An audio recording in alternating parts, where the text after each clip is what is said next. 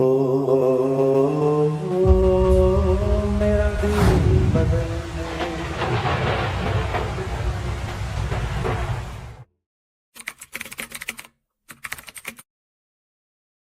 میرا رب اپنے عرش کو لائے گا اور اس کا سایہ ہوگا، ٹھنڈی ہوا ہوگی، ٹھنڈی چھاؤں ہوگی، میرے نبی کے کوثر کا حوض ہوگا، سارے نبیوں کے حوض ہوں گے جو اسی کے نیچے ہوں گے۔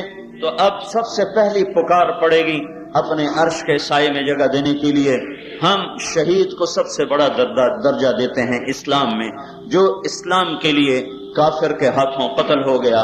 میرے اللہ نے کہا لا تقولوا لمن يقتل في سبيل الله اموات بل احیاء، وہ زندہ ہیں، اللہ کے نام پہ مرے ہیں، یہ زندہ ہیں۔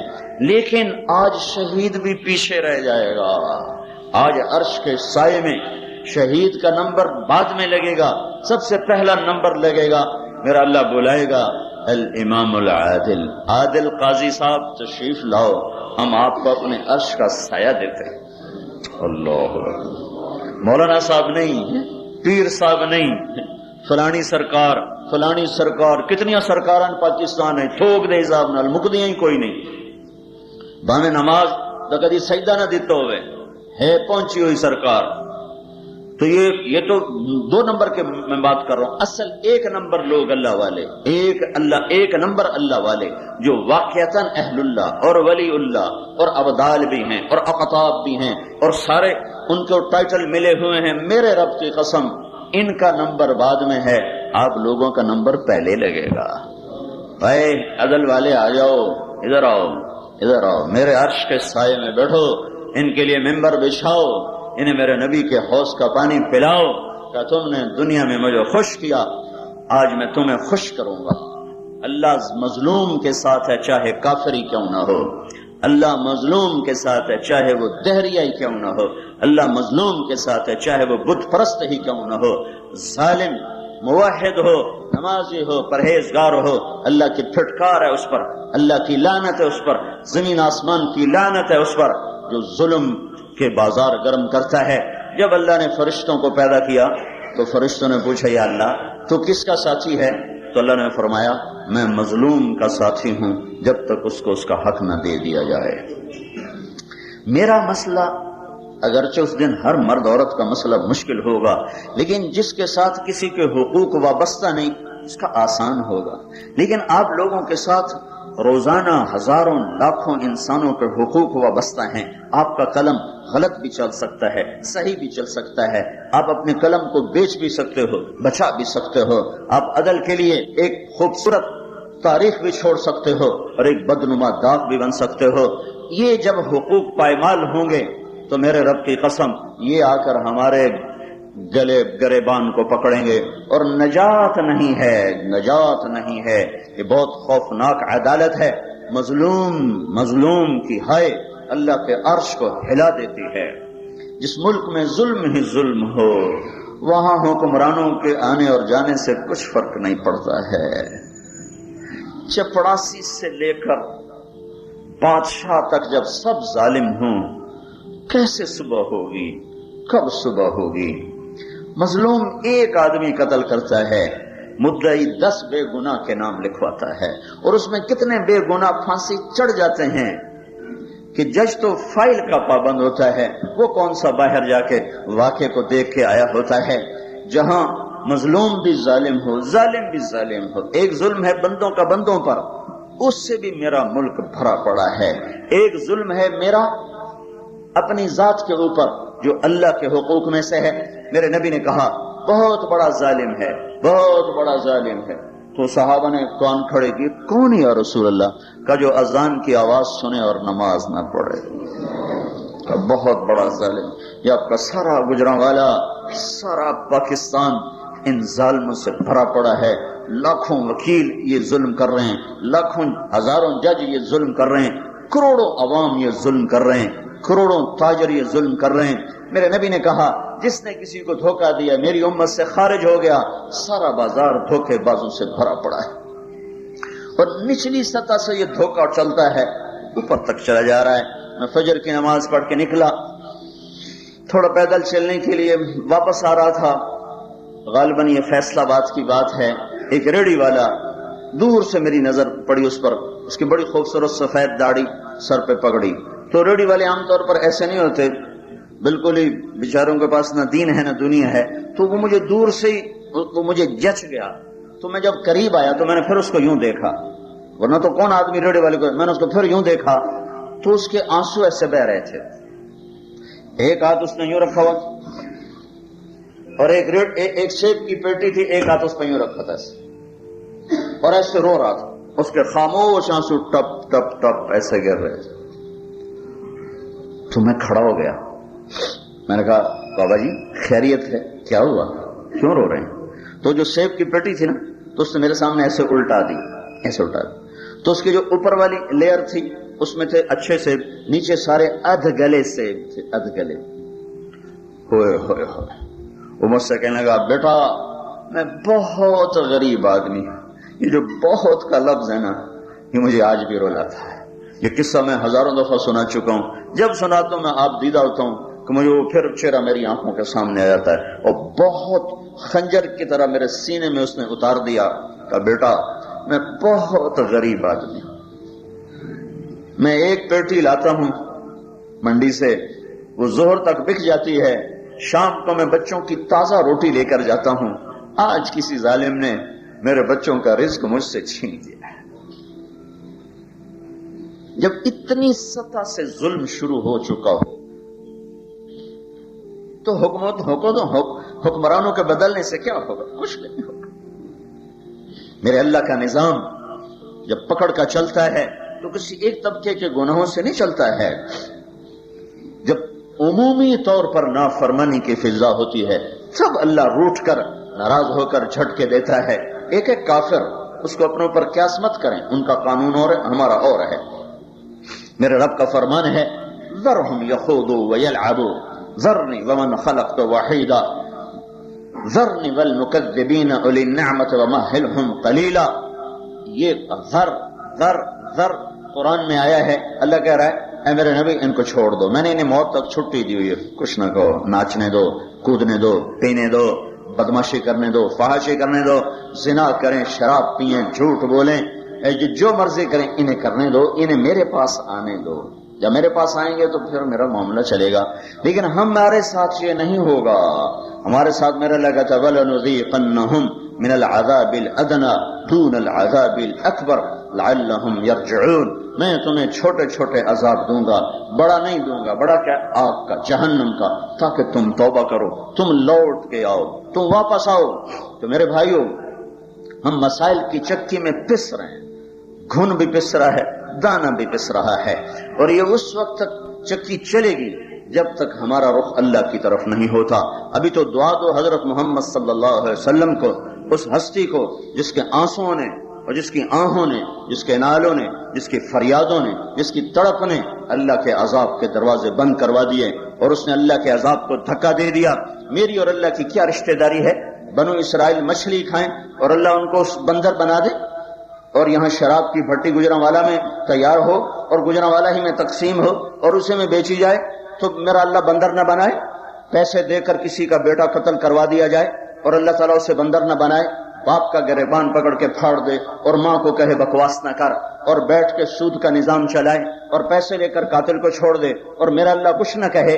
اس کو دعا دو، اس کو دعا دو. وہ کملی والا، وہ محمد الرسول اللہ صلی اللہ علیہ وسلم جو اسی مہینے آیا تھا، اسی مہینے گیا تھا، اسی مہینے میں آیا تھا، اسی مہینے میں واپس ہوا تھا. اللہ تعالیٰ نے نبی کا نام نہیں آتا. کس نبی کا دور تھا؟ امت بنو اسرائیل ہے، موسیٰ علیہ السلام کی امت. انہوں نے ہفتے کو مچھلی پکڑی، اللہ نے کہا نہ کھاؤ. نبی نے کہا بھائی اللہ تعالیٰ کہہ رہا ہے ہفتے کو نہ کھاؤ، اتوار پیر منگل وہ جمعرات جمعہ کھا لو. دریا کی مچھلی، کسی کی ملک نہیں، اور مچھلی حلال، ذبح بھی نہیں کرنے کی ضرورت. اللہ نے کہا ہفتے کو نہیں کھاؤ. اللہ نے امتحان لیا، ہفتے کو دریا بھر جاتا تھا مچھلیوں سے اور 6 دن غائب، پھر 7ویں دن بھر جاتا، پھر 6 دن غائب.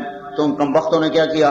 کنڈیاں ڈال دی. ہفتے کو پکڑی، اتوار کو نکال کے کھا لی، ہفتے کو ڈال، اتوار کو نکال کے کھا لی. تو اللہ تعالیٰ نے فرمایا کہ ان سے کہو یہ میرے ساتھ یہ دھوکہ نہ کریں. تو انہوں نے کہا ہم کوئی ہفتے کو کھاتے ہیں، ہم تو اتوار کو کھاتے ہیں.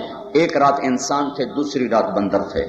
صبح اٹھے تو بندر تھے، ہائے ہائے فلما عتوا عما نهوا عنه قلنا لهم كونوا قردة خاسئين، ہو جاؤ بندر ذلیل و خوار۔ مچھلی کھانے سے بڑا جرم ہے ماں باپ کو ذلیل کرنا، مچھلی کھانے سے بڑا جرم ہے شراب پینا، زنا کرنا، جھوٹ بولنا، قتل کرنا، انصاف کو بیچ دینا، اور نماز کا چھوڑ دینا، روزے کا چھوڑ دینا، سود کا نظام چلانا۔ ماں باپ کی نافرمانی ایسی بلا ہے کہ میرے نبی سے پوچھا گیا یا رسول اللہ قیامت کب آئے گی؟ آپ نے کہا میرے اللہ کو پتہ ہے۔ کہ کوئی نشانی تو بتائیں۔ کہ جب ماؤں کو ذلیل کیا جائے گا تو قیامت آ جائے گی۔ ہاں میرے نبی نے فرمایا کاش میری ماں ہوتی، میں اس کا ایسا نوکر بنتا کہ میں عشاء کی نماز کے لیے مصلی پہ ہوتا اور میں سورۃ فاتحہ شروع کر چکا تھا، اور ادھر سے میرے گھر کا دروازہ کھلتا اور میری ماں مجھے کہتی محمد، تو میں نماز توڑ کے کہتا جی اماں جان میں نماز پھر پڑھوں گا۔ یا ماں کی پکار پر دو جہان کا سردار فرض نماز چھوڑنے کی بات بتا رہا ہو، وہی ماں جب گجرانوالے کے ہر محلے میں ذلیل ہو رہی ہو تو میرے رب کی رحمت کے در کب کھلیں گے؟ کہاں سے کھلیں گے؟ یہ تو بھی عذاب کے در بند ہیں کہ یہی ربیع الاول تھا، وہی پیر کا دن تھا، مہینہ جون کا تھا، تاریخ 6 تھی، دوپہر گرم ہو چکی تھی، اور جبرائیل غمگین مغموم اندر آیا اور آ کے کھڑا ہوا۔ آپ نے دیکھا آج چہرہ بدلا ہوا ہے۔ کہا جبریل کیا ہوا؟ کہا یا رسول اللہ موت کا فرشتہ دروازے پہ آ چکا ہے اور اندر آنے کی اجازت چاہتا ہے۔ آپ نے کہا اجازت ہے، اس کے ساتھ ایک اور فرشتہ بھی ہے۔ یہ فرشتہ اس دن آیا پھر کبھی نہیں آیا۔ ملک الموت نے کہا یا رسول اللہ جب سے موت کا کام میرے ذمے لگا ہے یہ پہلا موقع ہے۔ اللہ نے فرمایا پوچھ کے جانا، پوچھ کے جانا، ایویں ہی نہ اندر بڑھ جاویں، پہلے پوچھیں تو مڑ جاویں، پوچھ کے جانا۔ اور یا رسول اللہ یہ پہلا موقع ہے، اللہ نے فرمایا آنا چاہیں تو لے آنا، رہنا چاہیں تو چھوڑ کے آ جانا۔ مجھ سے کون پوچھے گا؟ آپ سے کون پوچھے گا؟ یہ صرف ایک ہستی ہے جس سے پوچھا گیا، نہ آئندہ کہیں پوچھا جائے گا، نہ پہلے پوچھا گیا۔ میرے نبی نے کہا اگر میں اجازت دوں تو میری جان بھی نکال لو گے؟ کہ یا رسول اللہ آپ کی بھی نکال لوں گا، میں تو غلام ہوں، امر تو اللہ کا چلتا ہے۔ تو آپ نے جبریل کو دیکھا، کی صلاح ہے جامع کے رہ جاؤں، کی صلاح ہے؟ تو جبریل نے عرض کی یا رسول اللہ اللہ آپ کی ملاقات کا شوق رکھتے۔ اوپر جھنڈیاں لگ گئی ہیں، تو میں گل پہ کرنا، اتنے جھنڈیاں لگ گئی ہیں، اوپر تیاری مکمل ہے، نیچے آپ کا فیصلہ ہے۔ سنو سنو میں کیا کہہ رہا ہوں، مجھے یہ جواب لا کے دو کہ میرے بعد میری امت کے ساتھ کیا کرے۔ جبریل واپس، اسرائیل کھڑا ہوا ہے، جواب آیا یا رسول اللہ ابشر، مبارک ہو یا رسول اللہ۔ اللہ تعالیٰ فرما رہے ہیں لا نخذلهم بعدک، ہم آپ کی امت کو آپ کے بعد تنہا نہیں چھوڑیں گے، میرے رب کی عزت کی قسم اور محمد مصطفیٰ کے تقدس کی قسم، اگر اگر اگر یہ دعا اس وقت میرا نبی نہ مانگتا اور یہ سوال اپنے رب کے سامنے نہ اٹھاتا تو آج میں بھی بندر خنزیر تھا اور آپ بھی بندر خنزیر تھے، اور کوئی خال خال نظر آتا چلتا ہوا انسان، ورنہ ہم انسانوں سے چوپائے میں بدلتے اور چوپائے سے ہم تہ خاک جا چکے ہوتے۔ اس کو دعا دو جو اتنا رویا ہے۔ کسی نبی کے آنسو پوچھنے کے لیے جبریل نہیں آیا، کسی نبی کی تسلی کے لیے جبریل نہیں آیا ہے، نہ کتاب آئی ہے۔ یہ واحد نبی ہیں جن کے رونے پر میرے رب کا قرآن بھی اترا، اللہ کے جبریل بھی اترا۔ فلا تذهب نفسك عليهم حسرات، اے میرے محبوب اتنا نہ رو کہ روتے روتے تو ختم ہو جائے۔ یہ کیوں رو رہے تھے؟ ابو بکر کے لیے، عمر کے لیے، عثمان کے لیے، علی کے لیے، طلحہ زبیر کے لیے، حسن حسین کے لیے، فاطمہ اور زینب کے لیے، ان سب کی جنت کی بشارت اللہ نے دنیا میں دے دی۔ وَكُلًّا وَعَدَ اللَّهُ الْحُسْنَى، اے میرے نبی میرا وعدہ ہے میں تیرے تمام صحابہ کو جنت دوں گا۔ گھر والوں کے لیے کہ حسن حسین جنت کے نوجوانوں کے سردار ہیں، فاطمہ میری بیٹی جنت کی عورتوں کی سردار ہے، علی تجھے مبارک ہو، جنت میں تیرا گھر میرے گھر کے سامنے ہے۔ تو ہن کیوں روئی جان دیں؟ اب رونا کس بات کا ہے؟ آنے والوں کے لیے رونا ہے کہ میرا نبی دیکھ رہا تھا یہ میرا کلمہ تو پڑھیں گے پر میری نہیں مانیں گے. ہمارے لیے روئے ہیں. ایک ہفتہ پہلے صحابہ ملنے آئے تو آپ ان کو دیکھ کے روئے. کہا کہ میرے جانے کا وقت آ چکا ہے اور میں تمہیں اللہ کے سپرد کرتا ہوں. اللہ تمہارا ساتھی ہوگا, اللہ تمہارا مددگار ہوگا. تو عبداللہ بن مسعود نے پوچھا یا رسول اللہ آپ کو غسل کون دے گا؟ کہ میرے اہل بیت دیں گے. کہا آپ کو کفن کون دے گا؟ کہ میرے اہل بیت دیں گے. کہا آپ کو دفن کون کرے گا؟ کہ میرے اہل بیت. آپ کا جنازہ نہیں پڑھا گیا. جیسے ہمارے ہاں جنازہ پڑھا جاتا ہے تو پھر ایک سوال یا رسول آپ کا جنازہ کون پڑھے گا؟ ہاں کہا تم مجھے نہلا کے سب باہر چلے جانا, سب سے پہلے میرا رب میرا جنازہ پڑھے گا, سب سے پہلے میرا اللہ میرا جنازہ پڑھے گا, پھر میرے دوست جبریل آئے گا, میکائیل آئے گا, ملک اسرائیل آئے گا اور اسرافیل آئے گا اور عرش کے فرشتے میرا جنازہ پڑھیں گے, پھر ساتوں آسمان کے فرشتے میرا جنازہ پڑھیں گے, پھر تم باری باری کمرے میں آنا اور میرے لیے دعا کر کے نکلتے رہنا, پھر اس کے بعد عورتیں آئیں گی, پھر بچے آئیں گے, پھر غلام آئیں گے اور میرے لیے تم کھڑے ہو کر دعا کرتے رہنا اور نکلتے جانا. اس لیے پیر کو دوپہر کے وقت انتقال ہوا اور بدھ منگل کی رات کو جا کر آپ کی تدفین عمل میں آئی کہ یہ اتنا لمبا کام تھا کہ 10-12 آدمیوں سے زیادہ وہاں کھڑے ہونے کی جگہ نہیں تھی. تو جس ہستی کا یہ اعلان ہو کہ میرے اٹھنے کے بعد میرا اللہ میرا جنازہ پڑھے گا, وہ ان کو کیا ضرورت تھی ہمارے لیے رونے دھونے کی؟ ہے جب انتقال میں 5 دن باقی رہ گئے تو آپ نے کہا مجھے غسل دو. 7 کنووں کا پانی لایا گیا اور آپ کو غسل دیا گیا. تو حضرت اماں عائشہ کے گھر میں آپ تھے, انہی کے سینے پر سر رکھے ہوئے آپ کا انتقال ہوا ہے. اور یہ وہ خاتون ہے جس کے سینے پر میرے نبی نے جان دی اور جس کے گھر کو میرے رب نے ان کا روضہ بنایا, ان کی مرقد بنایا, اور جہاں 70,000 فرشتہ صبح آتا ہے اور شام تک درود و سلام پڑھتا ہے, اور شام کو 70,000 آتا ہے اور پہلے چلے جاتے ہیں اور وہ صبح تک درود و سلام پڑھتے ہیں. پھر آپ نے کہا مجھے نہلاؤ.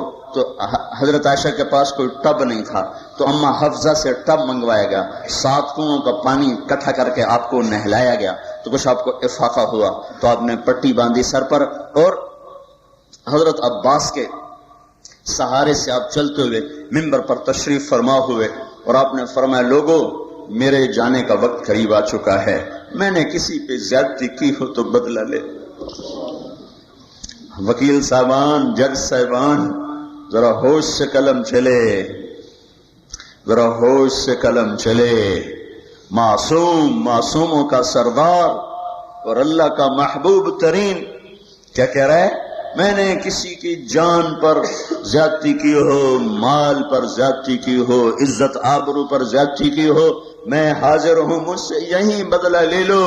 آخرت میں میرے خلاف دعویٰ نہ دائر کرنا. زور صحابہ روتے روتے گر گئے صفوں پر. پھر آپ نے نماز پڑھائی, نماز کے بعد پھر منبر پر آئے, کہ میں پھر کہہ رہا ہوں مجھ سے یہاں بدلہ لینا ہے لے لو, آگے نہ میرے خلاف دعویٰ کرنا.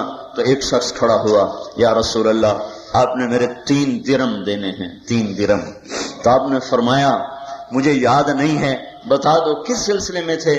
کہ یا رسول اللہ ایک سائل آیا تھا تو آپ سے مانگا تھا, آپ کے پاس تھے نہیں, تو آپ نے مجھے فرمایا تھا تم دے دو تو میں تمہیں ادا کر دوں گا, بس وہ میرے 3 درم ہیں. تو آپ نے حضرت عباس کے بیٹے فضل بن عباس سے کہا فضل یہ میرا قرضہ تیرے ذمے, تو ادا کر دینا. حقوق کا معاملہ اتنا سنگین ہے اور اتنا سخت ہے. تو اس وقت یہ پکار تھی کہ میرے بعد کیا ہوگا؟ تو اللہ نے کہا ساتھ دوں گا. اگر یہ دعا نہ ہوتی تو یہاں پتھر بھی برستے, یہاں بجلیاں بھی کوندتی, یہاں سائقہ بھی کڑکتی, یہاں آسمان بھی ٹوٹتا, یہاں زمین بھی پھٹتی, یہاں پانی بھی پاگل ہوتے, یہاں ہوائیں بھی بے لگام ہوتی, یہاں فرشتوں کے کوڑے بھی برستے. اس کملی والے کو دعا دو جو جاتے ہوئے اپنی اولاد کو تقدیر کے سپرد کر دیا کہ میزوں پہ چڑھتے ہیں تو چڑھ جائیں, ان کے خون بہتے ہیں تو بہ جائیں, لیکن امت کے لیے دعا مانگی ہے. میری امت کے ساتھ کیا کرو گے؟ تو میرے عزیزوں, میرے بھائیوں, میرے بزرگوں, ایک مسئلہ وہ بھی ہے جو میں عرض کر رہا ہوں یہ بھی میرا اور آپ کا مسئلہ ہے، ہماری زندگی کا، میں ان کا انکار نہیں کر رہا ہوں، لیکن میں صرف آج اس موضوع پر بات کرنا ہے کہ ہمیں اپنی آخرت کے لیے بھی کچھ کرنا ہے۔ صبح سے شام تک ہم دنیا کے مسائل میں الجھے ہوئے ہیں، لیکن کچھ وقت نکال کر یہ بھی سوچا جائے کہ یہ بھی میرا ہی مسئلہ ہے، یہ بھی میرا ہی مسئلہ ہے۔ جب میں اللہ کے سامنے پیش ہوں گا تو کب میری بیوی، میری اولاد، میری ماں، میرا باپ مجھے بچانے کے لیے آئے گا؟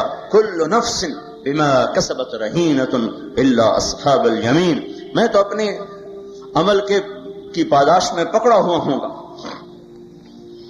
تو اللہ اس وقت ہم سے روٹھا ہوا ہے، اس کو راضی کرنے کے لیے ایک توبہ کی ضرورت ہے، ایک حضرت محمد صلی اللہ علیہ وسلم کی پاک زندگی کو اپنے اندر لانے کی ضرورت ہے۔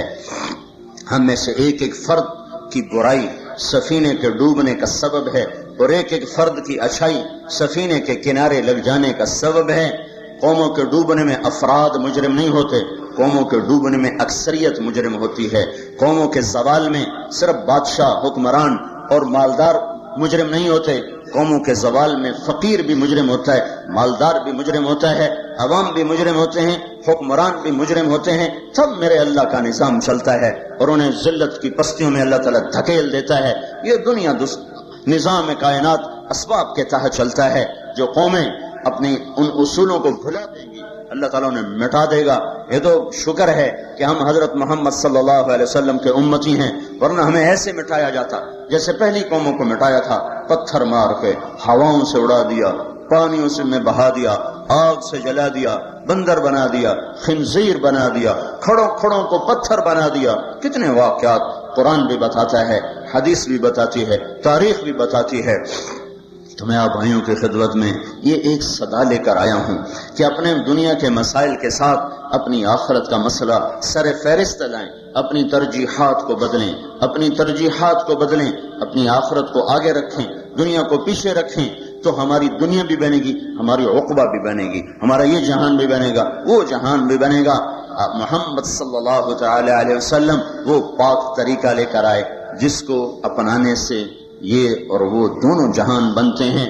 360 پتھر کے پجاری لوگ تھے، ایسا اللہ کو راضی کیا، اس کے محبوب کی غلامی ایسی کر کے دکھائی کہ اللہ نے رضی اللہ عنہم کا ٹائٹل دے دیا۔ مجھے نہیں پتا میری اس تقریر کو اللہ قبول کرے گا یا رد کر دے گا، آپ کو نہیں پتا۔ آپ کا آنا اس وقت ٹوٹل دین کے لیے، کوئی اس میں نہ کوئی فائل کا مسئلہ ہے، نہ کوئی سیاست کا مسئلہ ہے، لیکن نہیں پتا کہ آپ کا بیٹھنا اللہ قبول کرے گا کہ نہیں کرے گا۔ ہم امید رکھتے ہیں کہ اللہ اپنے فضل سے قبول فرمائے گا۔ وہ لوگ تھے صحابہ، اللہ کے نبی کے غلام، جن کی زندگی میں اللہ نے ان سے کہا میں تم سے راضی ہو گیا، اور اے میرے نبی میں نے ان کے لیے جنت کا وعدہ کر دیا۔ یہ سب وعدے وعید کے، یہ سب وعدوں کے بعد، یہ سب بشارتوں کے بعد میں ایک شخص کی فریاد سناتا ہوں جس کو میں نے ابھی بتایا۔ آپ نے کہا علی جنت میں تیرا گھر میرے گھر کے سامنے ہے۔ یہ ایک رات کی کہانی نہیں سننے لگا ہوں، یہ ہر رات کی مناجات تھی کہ وقد ارخى الليل سدوله وغارت نجومه۔ جب رات تھک جاتی تھی، تارے اونگھنے لگ جاتے تھے، ایک آدمی مسلح پہ ہوتا تھا، زرار ابن زمرہ کنانی، بڑے غلاموں میں ہیں حضرت علی کے، جو ان کی رات بتا رہے ہیں کہ رات کیسے گزرتی تھی کہ جب رات تھک چکی، تارے اونگ رہے، ایک آدمی کوفے میں مسلح پہ بیٹھا ہوتا تھا، قابضاً علی لحیتہ، اس نے دونوں ہاتھوں سے داڑھی کو پکڑا ہوتا تھا، یتململ تململ السلیم، وہ ایسے تڑپتا تھا جیسے سانپ کا ڈسا تڑپتا ہے، ویبکی بکاء الحزین، اور وہ ایسے روتا تھا جیسے غموں کا مارا روتا ہے، پھر کہتا آہن آہ من قلت الزاد وبعد السفر ووحشت الطریق، اے میرے رب میرا سفر لمبا ہے، میرے پاس عمل بہت تھوڑا ہے، اور مجھے تنہا جانا ہے، پتہ نہیں میرا کیا بنے گا۔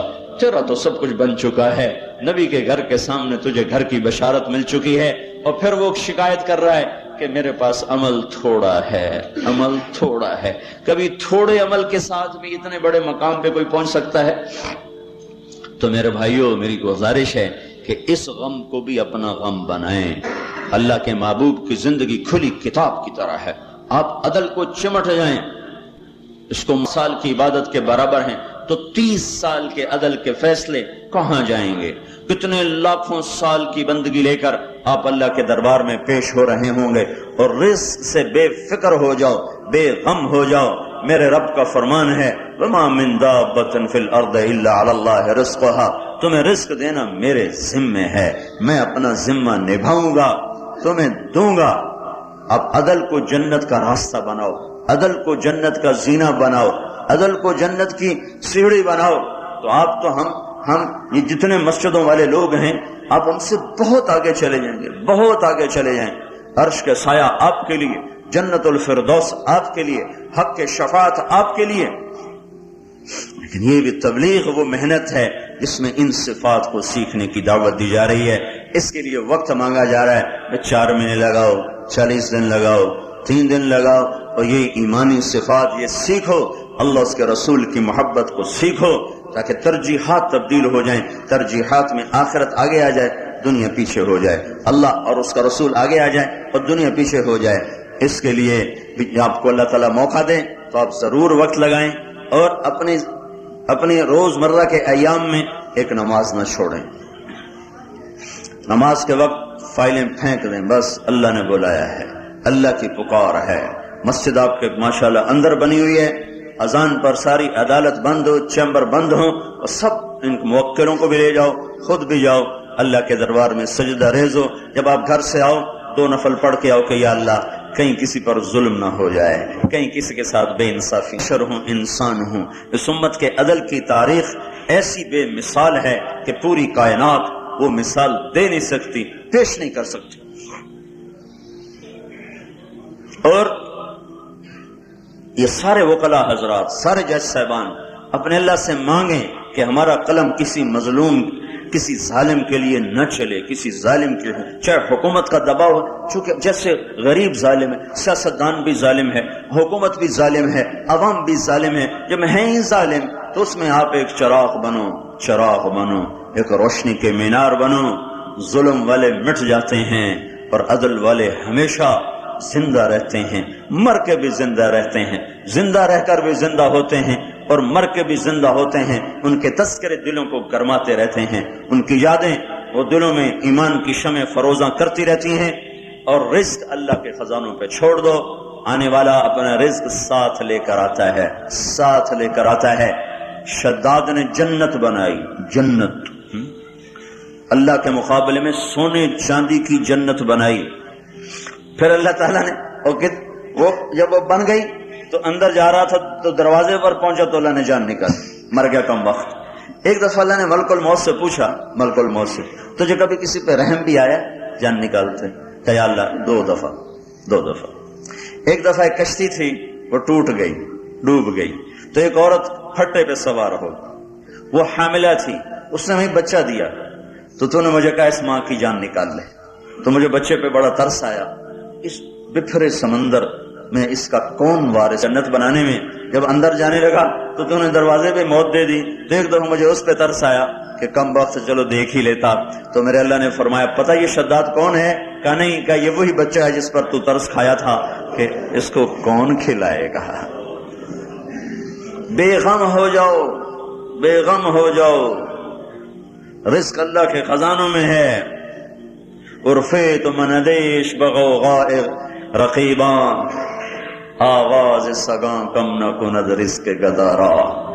رزق تو اللہ نے دینا ہے، ایک عدل اپنے قلم کی قیمت لگاؤ کہ اللہ اس کی قیمت لگائے۔ آپ کا قلم تولا جائے گا، آپ کے فیصلے تولے جائیں گے، آپ کے کاغذ تولے جائیں گے، آپ کی فائلیں تولی جائیں گی، آپ کے الفاظ تولے جائیں گے، پھر اس کی قیمت اللہ دے گا، اپنے خزانوں اپنی قدرت سے دے گا۔ نہ کسی سے دبو، نہ کسی سے ڈرو، تو اللہ آپ کا ساتھی ہوگا، اللہ آپ کے پیچھے کھڑا ہوگا۔ وَهُوَ مَعَاكُمْ، کہ میری معیت تمہارے ساتھ ہوگی۔ اور چھٹیوں میں تبلیغ میں وقت لگاؤ، اس سے آپ کے ایمان میں طاقت پیدا ہوگی، عمل کی قوت پیدا ہوگی، اور اللہ تعالیٰ آپ کو آگے بڑھنے کی توفیق عطا فرمائے گا۔ تو یہ ساری گزارشات آپ کی خدمت میں پیش کی ہیں، کوئی اس میں کمی بیشی ہوئی ہو، کوئی ایسا لفظ آیا ہو جو اچھا نہ لگا ہو تو مجھے معاف فرمائیں۔ اللہ تعالیٰ ہم سب کو عمل کی توفیق